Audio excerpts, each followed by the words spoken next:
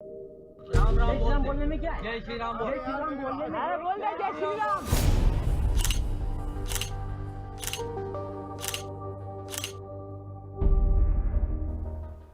India में hate crimes में इजाफे की बात होती रहती है। मुल्क में मुसलमान कितने महफूज हैं? मैं कहूँगी कि बेशतर मुसलमान गैर महफूज महसूस कर रहे हैं। क्रिमिनल इंसिडेंट पर कम्युनल तड़का लगाने की कोशिश की गई, वो ना तो समाज के लिए और ना तो मुस्लिम समाज के लिए हित में है। मेरा नाम आलिया नाज़की है और आप सरबीन देख रहे हैं, वो प्रोग्राम जिसमें हम उन कहानियों को समझने की कोशिश करते हैं जो आपके लिए अहम है। कोई चूड़ी बेचने वाला, कोई कबाड़ उठाने वाला, कोई ढाबा चलाने वाला, सब मुसलमान, सबके साथ सिर्फ अपना काम करने के लिए तशद्दुद। पिछले कुछ अरसे से ऐसा लगता है कि हर दूसरे दिन इंडिया से कुछ इस तरह की खबरें आ रही हैं।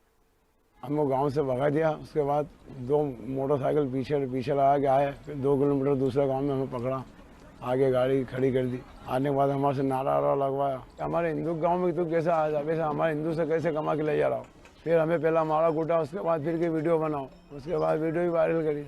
अभी मुश्किल है साहब, थोड़ा बहुत लाना खा रहा है और वाले काम से उधार सुधार लेके, किसी से क्या है किसी से क्या है, कुछ भी नहीं, धंधा पानी क्या तकलीफ है इसके घर की हुई। हम तो हमारे इस भाग्य से मतलब बहुत टूट चुके हैं। और ये सिलसिला अब तो कई साल से चल रहा है।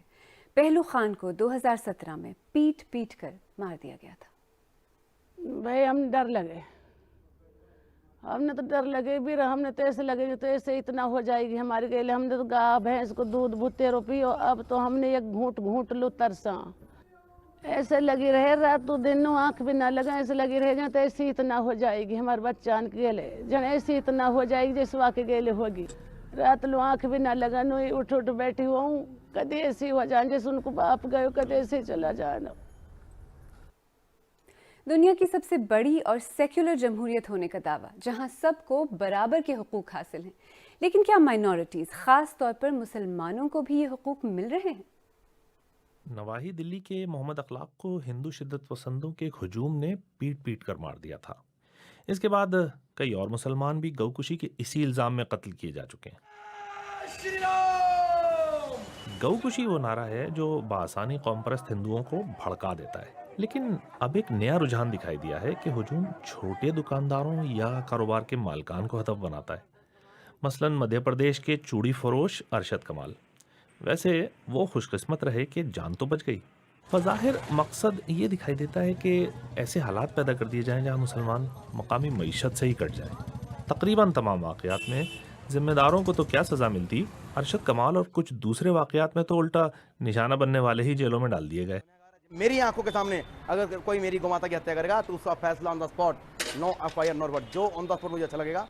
इन वाक़यात पर हुकूमत क्या करती है, यही चीज़ इंडियन समाज में अक़लियतों का मकाम तय करेगी।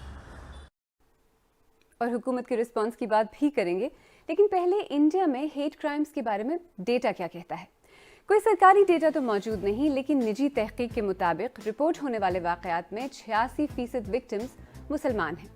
सबसे ज़्यादा केसेस उत्तर प्रदेश, कर्नाटका और दिल्ली में रिपोर्ट हुए हैं, लेकिन हर कोई केस रिपोर्ट नहीं होता और असल तादाद कहीं ज़्यादा हो सकती है। और इनकी सबसे आम वजह मजहबी शिनाख्त और गौकुशी है, जो इन हेट क्राइम्स का 48% बनता है। तो लेकिन बात बिगड़ते बिगड़ते यहाँ तक कैसे पहुँच गई?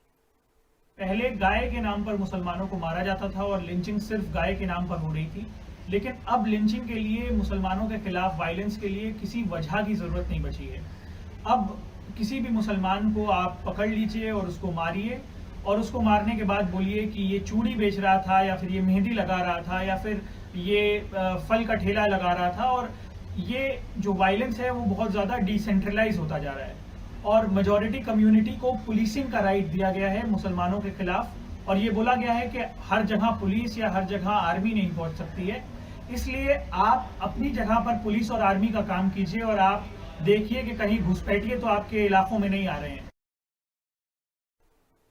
और इस सब का आम मुसलमानों की जहन पर क्या असर पड़ता है?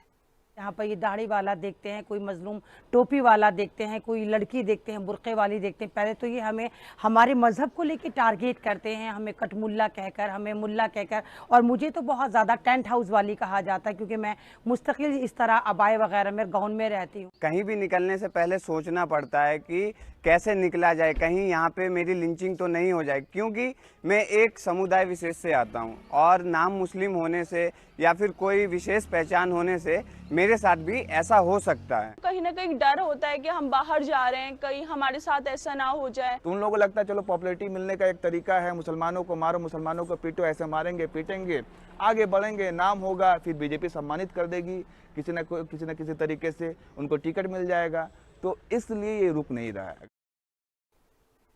लेकिन इस सब पर हुकूमत क्या कहती है? हिंदुस्तान में समाज का सभी हिस्सा महफूज है, उसकी सामाजिक, आर्थिक, एजुकेशनल जो सिक्योरिटी है वो कम्प्लीटली जो है वो मजबूत है। कहीं किसी तरह का कोई इस पे कोई जो है वो नुकसान उससे नहीं पहुंचा सकता, और कहीं पर भी क्रिमिनल घटना होगी कानून उसके लिए कड़ाई के साथ अपना काम करेगा। हाँ, ऐसे क्रिमिनल इंसिडेंट पर कम्युनल तड़का लगाना बंद होना चाहिए। इस तरह के वाकयात की तस्वीर अक्सर सोशल मीडिया पर वायरल हो जाती हैं। गुरदीप सिंह सहोता ने ट्वीट की, इंडियन सोशल मीडिया आज हिंदुइज्म के खुद साख्ता मुहाफिजों की वीडियो से भरा हुआ है जिसमें मुसलमानों की लिंचिंग का मुतालबा किया जा रहा है। संजय झा कहते हैं, जरा बताएं कि लिंचिंग कब से मामूल बन गई? 2014 के बाद। खुद सोचें। एक ट्विटर यूजर का कहना है, मेरे मुल्क में मुसलमान होना अब महफूज नहीं है। लिंचिंग, हिरासती कैंप और क्या नहीं। मैं अक्सर खुद से सवाल करता हूँ, क्या मुझे डरना चाहिए? और मुजम्मिल हुसैन कहते हैं, वाकई हम बतौर इंडियन मुसलमान गैर महफूज हैं, खौफजदा हैं, मॉब लिंचिंग का खौफ है, दाएं बाजू के हिंदुओं ने बॉयकॉट किया हुआ है। आपको क्या लगता है, क्या इंडिया में इंटॉलरेंस बढ़ रही है? हमें कमेंट सेक्शन में बताएं, और अगर आपको हमारा प्रोग्राम पसंद आ रहा है तो हमारे YouTube चैनल को सब्सक्राइब करें और जो बेल आइकॉन है उस पर ज़रूर क्लिक करें। तो इस वक्त इंडियन मुसलमानों के सामने चैलेंजेस क्या हैं? हिंदुस्तानी जो मुसलमान है वो एक तरीके से नहीं बल्कि 3 तरीके से वो परेशान होता है। इसको हम कहते हैं पॉलिटिकल साइंस की लैंग्वेज में ट्रिपली मार्जिनलाइज। पहले वो मार्जिनलाइज होता है और परेशान होता है चूंकि वो गरीब है, दूसरी वजह से वो मार्जिनलाइज होता है क्योंकि वो अक़लियत है, और तीसरी वजह से वो मार्जिनलाइज हो रहा है क्योंकि जो मेजॉरिटेरियनिज्म है उसका जो प्रेशर है वो हमारे डेमोक्रेटिक इंस्टीट्यूशंस को कमज़ोर कर रहा है। तो अगर आप मुझसे शॉर्ट आंसर मांगेंगे तो मैं कहूँगी कि बेशतर मुसलमान गैर महफूज महसूस कर रहे हैं। इंडियन हुकूमत के अपने फिगर्स कहते हैं कि हेट क्राइम्स में इजाफा हुआ है। लोग कहते हैं कि इस कदर इजाफा हुआ है कि मुसलमानों के साथ तशद्दुद एक आम सी बात बन गई है, नॉर्मलाइज हो गई है। लोग खौफ और डर के माहौल की भी बात कर रहे हैं। कुछ लोग तो ये भी कहते हैं कि हुकूमत की खामोशी भी एक वजह है।